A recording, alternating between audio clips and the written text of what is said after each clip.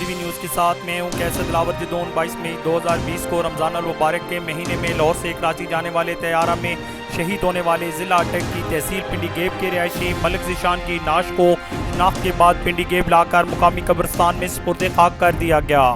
تفصیلات کے مطابق کراچی حادثہ میں جاں بحق افراد کی میتیں تبدیل ہونے کا انکشاف۔ اس حادثہ میں پنڈی گیب کے علاقے ڈھوک لاہم کا نوجوان ملک ذیشان جاں بحق ہو گیا تھا۔ اس کی میت اس کے بھائی عدیل ملک نے شناخت کر کے پنڈی گیب لائی اور مقامی قبرستان میں علاقہ کی کثیر تعداد کی موجودگی میں سپرد خاک کر دیا گیا۔